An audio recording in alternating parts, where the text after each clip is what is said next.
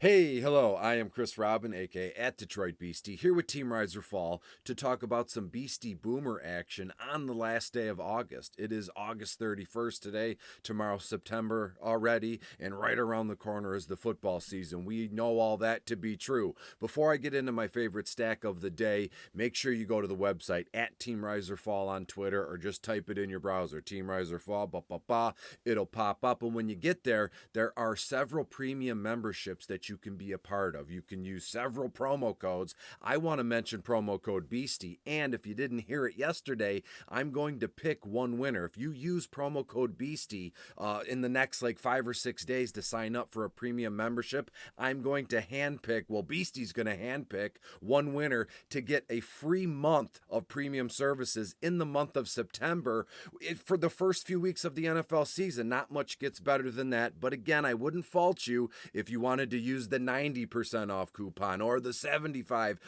off coupon. But again, as I said, you and me right here, eye contact, use the promo code Beastie, whatever floats your boat. As long as you're here with the website in addition to the football season, that's all that matters. You can become a Rise or Fall family member. Find us all in the Discord, Stacks, Cores, private little Discord shows that are all PG-13. I promise you that. So just get there and see what we can do together, because it's going to be phenomenal once football starts. When we look at the baseball schedule, it is chocked full. It is loaded. There's 15 games total throughout the day, and that one's an all-day lock, and that one's at like 2:05. But the main slate is all the same across the board. FanDuel, DraftKings, Yahoo, everything's 9 games. Everything locks at 7:05. I had a weird idea last night. I was laying in bed. I'm doing my notes, and I'm going to try and wade my way through a double stack video. 2 separate teams, not the same game,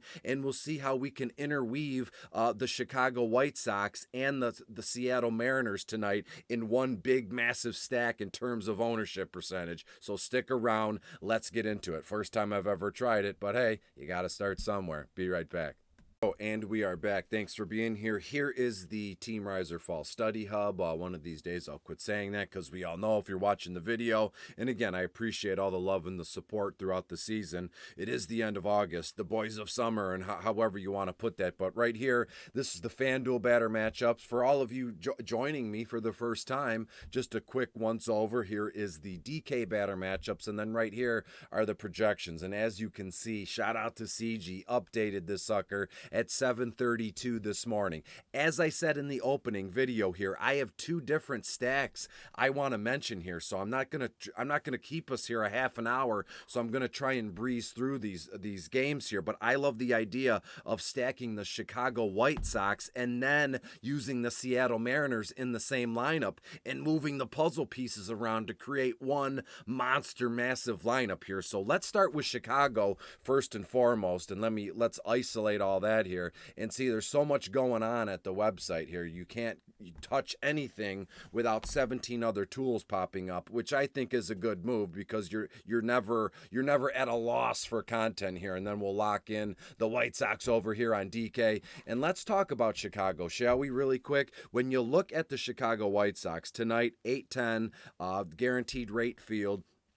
And Chicago right now, they're riding a 4-game losing streak. So it's like, well, Chris, you're the first mention of the video is you like the White Sox and they've lost 4 in a row. But hey, what better game to get right than against Kansas City? Chicago, they're averaging about 9 hits a game, which leads 9 hits per game, which leads the league, actually. So it looks like to be a lot of bad luck. You'll see a lot of beat writers or DFS guys going, well, they're WOBA and they're Sierra and their XFIP and all that, it's all good. So they're just a product of bad luck. And that's all what's Chicago. That's all what's going on with Chicago here. And when you look at the Royals, Chris Bubik takes the mound tonight. He's 2-9 on the season, only 83 Ks. His ERA is damn near 6. So Chris Bubik likes to give up 5 to 6 runs a game. And I believe it's like 2.5 home runs per 9 innings here. So let's look at Chicago briefly, and we're going to go through these guys guys,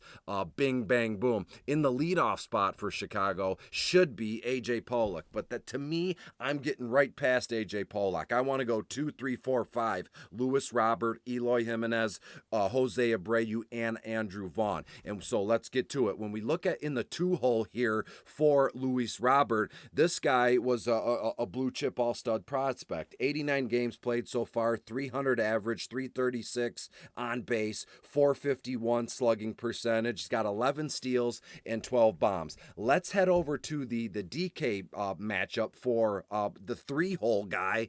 And in the 3-hole here, as you can see right here, Eloy Jimenez is batting in the 3-hole. And when you look across the board, it's a red flag. His DK rating 27.30, but when you look at his projection tier, it's a B. Ownership percentage for the Chicago White Sox are not going to be an issue tonight, so that's why I think we can really get over on some folks. And when we look at Luis Robert so far, Eloy Jimenez so far, things have been on the up and up. He's only played 54 games. He's been on and off the injured reserve and all that, but he's back in action. 308 average, 22 runs, 30 RBIs, 8 bombs, and as it stands right now, he hasn't stolen a base. So what we're getting at here is just get on base. You know, if Roberts can get on base, Eloy gets on base, then we go into the cleanup hitter, Jose Abreu, and this guy can knock them all in. And so let's check out some Jose Abreu numbers briefly. As you can see in the 4-hole here, and when we scroll all the way over, Jose Abreu, only 2.1% ownership, A plus across the board, not Alcoholics Anonymous, but green A across the board here. And I don't know about you, but I know if you've played MLB DFS as long as I have, or just for a season or two, you know Jose Abreu has these games once a month, twice a month, where he goes absolutely nuts, hits 2 bombs, has 8 RBI, you know, something crazy like that. I'm not projecting that tonight, but I could see that the case. And how sweet would that be if Luis Robert was on base, Eloy Jimenez is on base, and Abreu, boom, hits a 3-run shot. They all come around to score. And when we look at their projections on here, let's just type in Eloy briefly. And when we look at Eloy Jimenez's FanDuel projection, 9.93, that one bomb from Jose Abreu would shatter all the value, all the DK projection and the value in the best way possible. Let's go back to the DK batter matchups for my number 5 guy, which I can't get enough of, Andrew Vaughn, right? When you look at him, he's got multi-positional eligibility, which is pretty sweet on DK. We know on FanDuel, there's not much of that going around. A lot of second, third baseman guys, and it's all like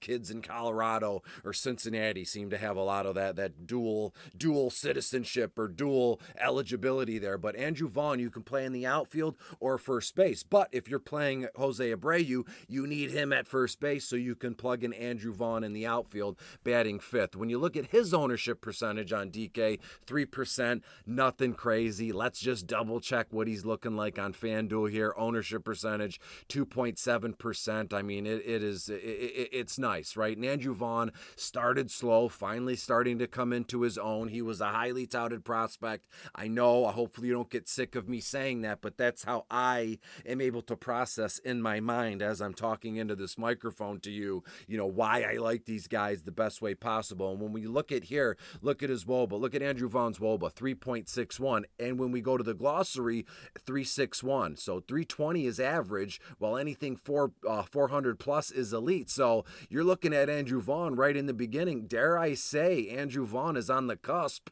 of being elite with his WOBA in terms of facing Kris Bubic here. So let's get the heck away from Chicago really quick while we're 4 or 5 minutes into the video, and let's isolate Seattle, and let's talk about the Seattle Mariners, who come to Detroit to face not my Detroit Tigers, but you get what I'm saying. And when we look at Seattle tonight, right, they're facing left-handed pitcher Tyler Alexander. Nothing crazy in Alexander. I mean, can you say he's an innings eater? And as you can tell, I'm just kind of I'm eating up time here as I'm looking in my secret notes to find what I have for the Tigers and Seattle. And boom, here we go. Maybe this will help you. It'll be like old-timey radio when you can hear the You can hear the paper shuffling here, so I'm doing the work behind the scenes. When we look at Seattle so far this year, Ty France was in a massive slump, but he's come out of it. He's hit a bomb in like back-to-back games now, 278 average so far this year, 117 base hits. He's on base percentages like 346. Eugenio Suarez used to be a Tiger here, is doing his thing there. So Seattle playing in the second game of a 3-game series on the road. Seattle right now 70-58 following a 4-0 victory over the Cleveland Guardians on Sunday. Robbie Ray had a game, and we'll move on from there. But when we look at Seattle for tonight's purposes, it's all about 1, 2, 3, 4. Everybody's going to be on that one. Julio Rodriguez, Ty France, Jesse Winker, Mitch Haniger finally back from injury. You'll love to see that. And I'm not, to be fair, I don't know if I'm going to go over each guy when it comes to Seattle, because just from the eye test, you can see this. Julio, green. Look at his projection and his value tier. A+, A+. Mitch Haniger in the 4th spot. A+, A+. Ty France in the 2-hole. A+, and even an A+ there. So to me, these 3 guys, and if you want to add in, Jesse Winker, that's all well and good. But as it stands now, Julio, Mitch, and Ty, in addition to Luis Robert, Eloy Jimenez, and Jose Abreu, and Andrew Vaughn, that makes for a nice little stack. And I know, what is that, 7 players? I know you can weave that into some specific lineup, and I intend to do that. And I will share my screenshots in the Discord, in the private premium portion of the Team Rise or Fall Discord. I will share everything that I'm talking about and doing now. One more thing I want to mention, just go over some ownership percentages. Julio 5.9, Mitch Haniger 5.2, Ty France 2%. I mean, come on. And then look at Winker at 3.2. Let's go to the DK batter matchups briefly, and it's the same thing. Look at this. Their projection tier for all 4 guys are A's across the board. And so if their projection tier is an A, what is their projection on DK? So let's type in a couple Seattle Mariners and see what we get. And I know what you're already going to say. I know what you're saying. Well, Chris, that's going to be their floor. And when we look at Mitch Haniger's projected at about 9.59. That's why it's a C. Again, that's his floor. A base knock, a double, an extra base hit, a steal. Who knows? And that projection is just shattered. Let's look up Julio Rodriguez briefly, because there's just no way that his DK value is a D, because his price tag is 6.2 and he's only projected at 10.51. That will be short-lived. So again, take this stuff with a grain of salt, because if you're in a room in a water cooler talk right now at work, and some guy goes, well, I really want to start Julio today, but I looked at the Rise or Fall study hub, and his value tier is a D. Go, yeah, I know, I'm with you. I don't like that. And completely walk away laughing, because as this thing gets updated, Julio's projection is going to go through the roof, and you're going to get him at low suppressed ownership. So let me bring my face back in. Hopefully all that made sense. First time I've tried to do a dual stack in one video. So let me bring my face back in. We'll go over a couple things and we'll get the heck out of here. Oh, and we are back. Thanks for sticking out with me. Actually, I thought I was running out of a ton of time, but it's actually, we're only at 8 minutes in. So while we're only 8 minutes in, we might as well use up the rest of the time, 2 or 3 minutes here. So let's go over some batting trends really quick. And this will be for the Seattle Tigers game. Seattle 22-9 in their last 31 games on the road. They are on the road in Detroit. The over has cashed in 9 of Seattle's last 12 games on the road. Tigers 0-4 at home against opponents with a winning record. So it's like the Tigers don't have a chance against Seattle tonight, so might as well stack them up. And then last but not least, the under has cashed in 8 of the Tigers' last 13 games at home, but we don't care about the Tigers. We're looking at Seattle. Let me double back to my other secret notes. Like I said, old-timey.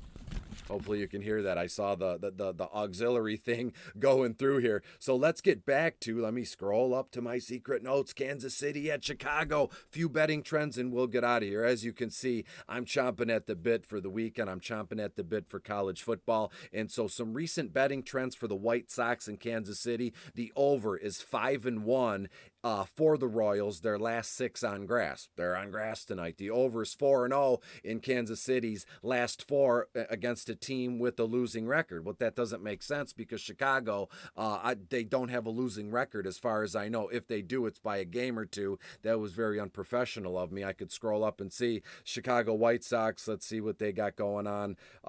There's nothing I can see that says that Chicago is just an awful team here. The over 4-1-1 in Chicago's last 6 against a team with the losing record, and the over is 3-1-1 in the White Sox last 5 home games versus a team with a losing record. So let me bring in my last piece of content here. And again, Chicago White Sox at Kansas City. I think Chicago hangs 8 or 9 runs. We're looking, let's just call it Chicago wins this one 8-5. You stack up Robert, Jimenez, Jose Abreu, Andrew Vaughn. You're laughing all the way to the bank. And then let's double down on the Seattle Mariners, who I have to win 8-2. They're just going to obliterate the Tigers. So if we stack Luis, Jimenez, Abreu, Vaughn, Julio Rodriguez, Ty France, Jesse Winker, and Mitch Haniger, you're looking, to me personally, projected, you're looking at what? Almost 16, 17 runs. So that stack could go nuclear. And if it does, you heard it here first. Thanks for playing along. This video should be fun. You want to make fun of the way that I did it. I mean, because I'm figuring out as I go. That's fine by me. But I had an idea last night, and it stuck with me this morning. So I brought it to you this morning in a video. I wish you the best. Make sure you go to the website. When you get there, use promo code BEASTIE. You'll get $10 off your first month of premium services, and you will be entered into a chance to win a full free all-access pass for the month of September at Rise or Fall, which seems pretty important given that it's the first month of the actual NFL season. So until I see you again tomorrow, September 1st, be good, and we'll talk to you soon. Bye-bye.